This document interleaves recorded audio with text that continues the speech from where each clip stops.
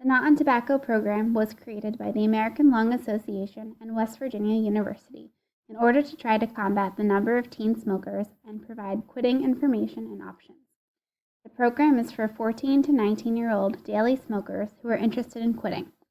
The groups, which are separated by gender, meet for 10 weekly sessions in a school or community setting and are led by a same-sex facilitator.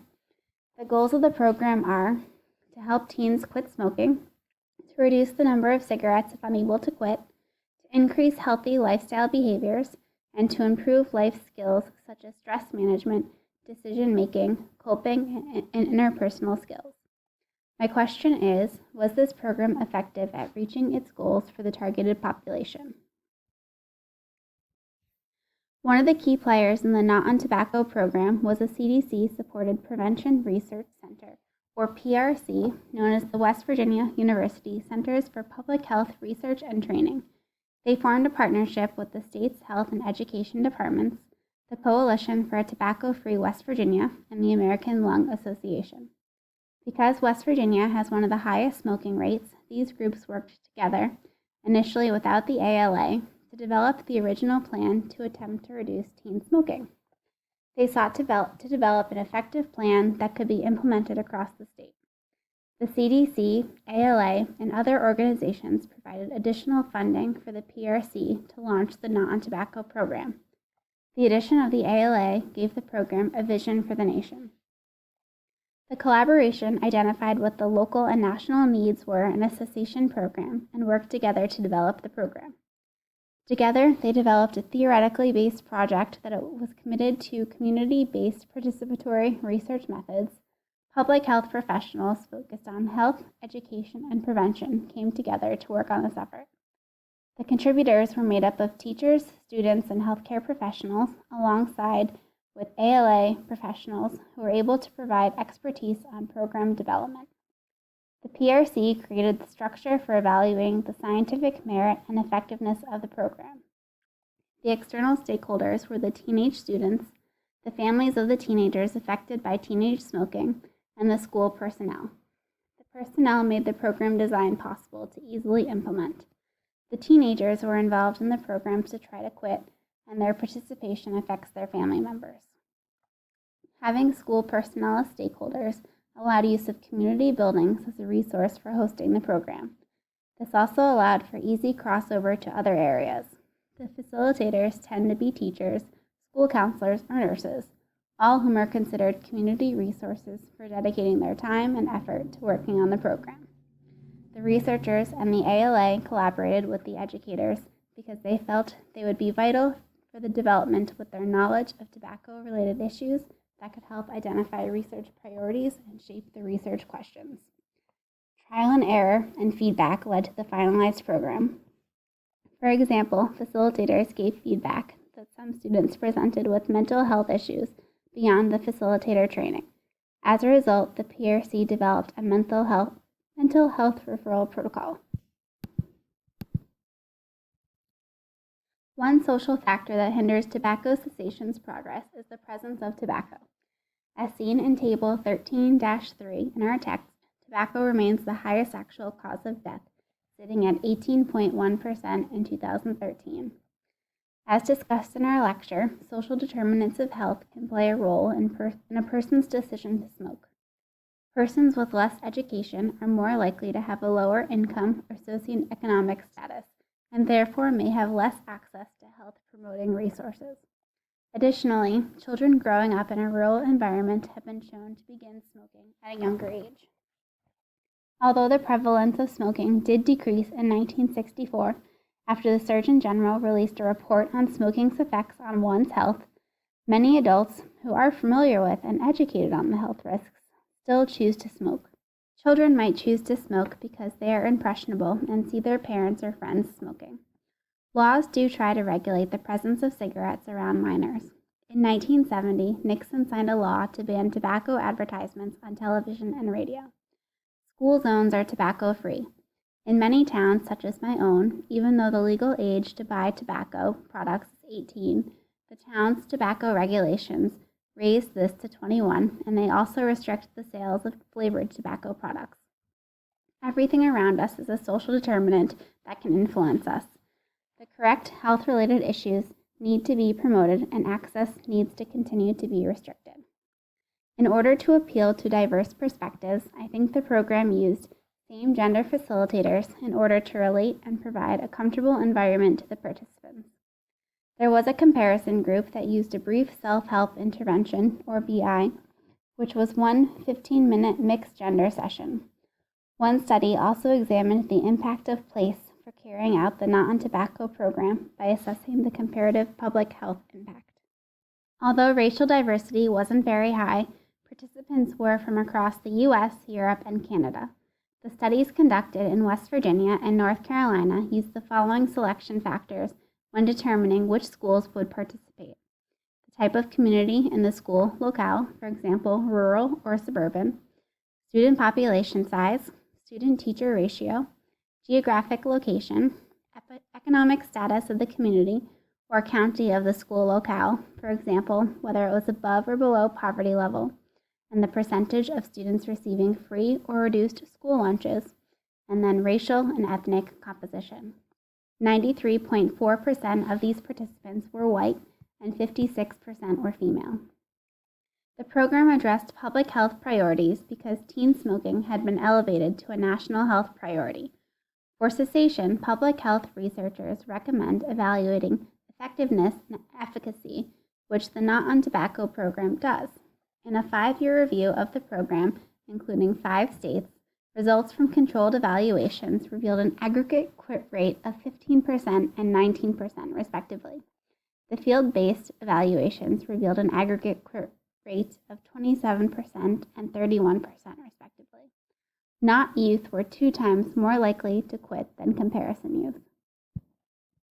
Any program such as the Not on Tobacco program may be a great idea, but without community support and buy-in, it might not go anywhere. In order to market the program, it needs to be advertised. In order to make the community aware of the initiative, it would be wise to post on social media, advertise on the news channels and in the newspapers, and in community locations.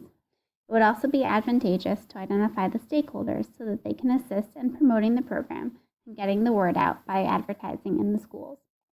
Letting the local pediatrician healthcare providers know as well would be beneficial if they are looking for a program to refer a teen smoker to. For community buy-in, it would be important to convey the details of the program, especially that it is free of charge, but also statistical information on the program's successes and also a description of why this particular program is successful. It would also be beneficial to mention that not only is the goal of the program to help teens quit smoking, but it also works to improve life skills. There are not clear ethical concerns when it comes to tobacco cessation, particularly in minors. Efforts on tobacco control encompasses many fields: medicine, public health, economics, and political science. Opponents to a tobacco cessation program in schools could be students who are smokers and the tobacco industry. These groups could raise the ethical concern that cessation programs go against their rights to life, liberty, and the pursuit of happiness. These opponents can argue that these human rights give them the choice on what to do with their body. Additionally, the tobacco industry has made attempts to change their image by accepting that there are health risks to smoking, and instead try to put a negative light on public health activists for being too extreme. The tobacco industry would be opposed to cessation programs because it would decrease the number of smokers and therefore decrease the number of consumers who purchase tobacco products. As we saw in our readings, there were states, such as Massachusetts, where minors have the ability to make certain medical decisions as they relate to pregnancy care, contraceptives, or sexually related diseases. One can make the argument politically that if laws are in place to allow minors to make medical decisions, why is the law that they are unable to purchase tobacco products until the age of 18? Social and political factors that contributed to the need for the Not on Tobacco program are a desire to reduce morbidity and mortality rates. When the program started, approximately 23% of teens were smokers. 2/3 of these teens indicated that they would like to quit. Additionally, teens may not fully understand the risks of smoking, especially if the risks are not transparent and if they succumbed to peer pressure or observing family patterns in smoking. Reducing the number of smokers would do less harm or non-maleficence, which is important to the tobacco control community. Therefore, there was a social need for a program to reduce the number of smoking minors. Additionally, the country has been moving towards regulating locations where one can smoke in order to attempt to minimize the risk and exposure to secondhand smoke. Cessation practices would aid in this as well and legally protects the person who chooses not to smoke from exposure to secondhand smoke. As for economic factors, one must weigh the cost and benefit ratio for implementing a program to assess whether a program is cost-effective and successful. Program personnel did conduct a cost analysis and were able to determine that compared to the lives saved, the Not on Tobacco program was cost-effective. By decreasing the number of smokers, there will be less spent on tobacco disease-causing illnesses requiring treatment down the road.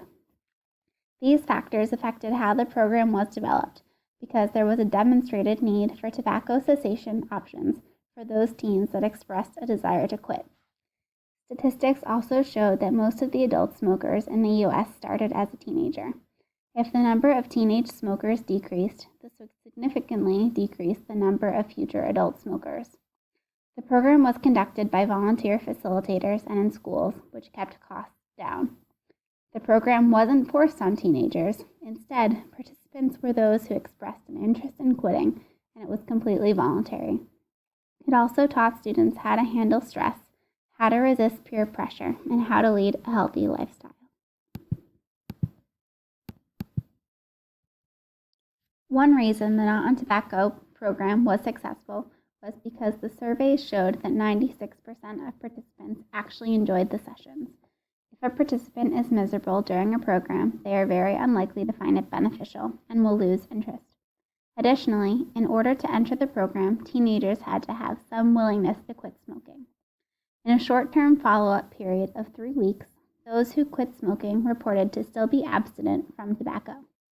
As for long-term effects of the Not on Tobacco program, findings were able to predict that out of a cohort of 100 Not on Tobacco students, 10 will quit smoking and remain smoke-free at the age of 25 years, and 14 will reduce smoking, resulting in 102.22 life years saved and a total of 20.11 discounted life years saved.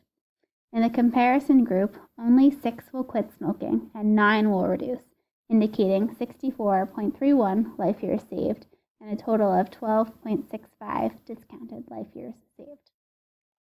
The Not on Tobacco program was carried out in 5 states with 489 different schools and 6,130 teen participants over a 5-year period. The program is designed for small groups of 10 to 12. There should be no reason smaller groups wouldn't work, but larger groups wouldn't be as focused on the individual, and additional facilitators would be needed. Cessation rates were higher for teens in urban locations than rural. Since the studies showed that rural youths begin smoking earlier and have higher smoking rates, the program could be altered to better tailor to the environment of the student. One study suggested that for rural youths to include topics such as tobacco growing economies, favorable tobacco environments, geographic isolation, and lack of access to services. The evaluation of the program yielded the following results. Intent to treat and compliant quit rates were calculated at 3 months post-baseline at the end of the program. Results from controlled evaluations revealed an aggregate quit rate of 15% and 19% respectively. Field-based evaluations revealed an aggregate quit rate of 27% and 31% respectively. Not on Tobacco youth were 2 times more likely to quit than comparison youth. This leads me to believe that with the abundance of facilitator training and information available to start up such a program, that it would be easily adaptable and effective in other communities.